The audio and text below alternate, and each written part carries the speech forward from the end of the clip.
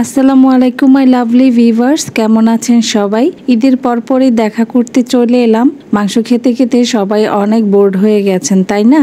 আপনাদের মুখের স্বাদ ফিরিয়ে আনার জন্য বাটাবাটির ঝামেলা ছাড়াই একটি দুর্দান্ত ভর্তা রেসিপি নিয়ে চলে এসেছি।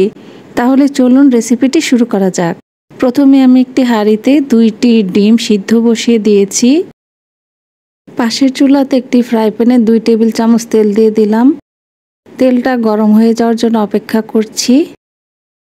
এখানে একটি মাঝারি সাইজের গোল বেগুন কেটে ধুয়ে হলুদ আর লবণ দিয়ে মেখে রেখেছি। এখন গরম তেলের মধ্যে সবগুলো বেগুন দিয়ে দিব। বেগুনগুলোর এক পাশ আমি 1 মিনিটের মতো ভেজে নিব। 1 মিনিট পরে বেগুনগুলোকে আমি উল্টে দিব। আর চুলার আঁচটা কিন্তু মিডিয়াম লোতে রাখতে হবে। তো এইভাবে আমি উল্টে পাল্টে বেগুনগুলোকে খুব ভালোভাবে ভেজে নিয়েছি। 3 মিনিটের মধ্যেই সবগুলো বেগুন ভাজা হয়ে গেছে। এখন সবগুলো বেগুনে আমি তুলে নিচ্ছি। সিদ্ধ করে রাখা ডিমগুলোকে আমি এরকম গোল করে কেটে রেখেছি। সেই তেলের মধ্যে আমি ডিমগুলোকে দিয়ে দেব ভাজার জন্য। সবগুলো ডিম দেওয়ার পরে এখানে মিডিয়াম সাইজের 2টি টমেটো দিয়ে দিলাম। ডিমের এক পাশ ভাজা হয়ে যাওয়ার পরে ডিমগুলোকে উল্টে দিচ্ছি। আসলে ডিম ভাজা হতে বেশি সময় লাগে না। ডিমগুলো ভাজা হয়ে যাওয়ার পরে আমি এগুলোকে তুলে নিচ্ছি। টমেটোর সাথে দিয়ে দিলাম একটি বড় সাইজের রসুনের কোয়া আর দিয়ে দিলাম 4টি শুকনো মরিচ। এই সবগুলো একসাথে ভেজে নিব। টমেটোগুলোকে একটু উল্টে পাল্টে দিচ্ছি। তো রসুনগুলো ভাজা হয়ে গেছে। রসুনের কোয়াগুলো তুলে নিব, সাথে মরিচগুলো তুলে নিচ্ছি। মরিচগুলো ভাজা হয়ে গেছে। টমেটো আর একটু ভেজে নিতে হবে, তাই উল্টে পাল্টে টমেটোগুলোকে ভালোভাবে ভেজে নিব। তো কিছুক্ষণের মধ্যে টমেটো ভাজা হয়ে যাওয়ার পরে টমেটোগুলো তুলে নিচ্ছি। সব কিছু ভাজা হয়ে গেছে, এখন ভর্তা বানানোর পালা। প্রথমে আমি শুকনা মরিচগুলোকে ডোলে মেখে নিব।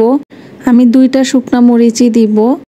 মরিচগুলো মেখে নেওয়ার পরে দিয়ে দিচ্ছি 1/2 কাপ পেঁয়াজ কুচি। পেঁয়াজগুলোকে মিহি করে কুচিয়ে নিতে হবে। পেঁয়াজগুলো নরম করে মেখে নেওয়ার জন্য দিয়ে দিচ্ছি 1/2 চা চামচ লবণ। কারণ আমি বেগুনে অলরেডি লবণ দিয়েছি, তাই লবণটা বুঝে শুনে দিতে হবে। ভাজা রসুনগুলোকে মেখে নিচ্ছি। এখন ডিমগুলোকে আধ ভাঙা করে নিব। ডিমগুলোকে খুব বেশি গুঁড়া গুঁড়া করে ফেলা যাবে না। ভাজা বেগুনগুলোকে আমি হালকা হাতে মেখে নিব। আপনারা চাইলে কিন্তু বেগুনের এই খোসাগুলো ফেলে দিতে পারেন। আমি খোসাগুলোকে ফেলে দিয়েছি। এখন টমেটোর খোসাগুলোকে ফেলে দিয়ে টমেটো খুব ভালোভাবে কচলে মেখে নিব। এখন দিয়ে দিলাম কিছু ধনেপাতা কুচি। ধনেপাতাগুলোকেও আমি পেঁয়াজের সাথে কচলে ভালো করে মেখে নিব। পেঁয়াজের সাথে ধনেপাতা মেখে নেওয়ার পরে এখন সব কিছু আমি একসাথে হালকা হাতে মিশিয়ে নেব। খুব বেশি ডলে ডলে এটা মাখানো যাবে না, তাহলে কিন্তু ভর্তা খেতে ভালো হবে না। এই তো ভর্তা রেডি হয়ে গেছে।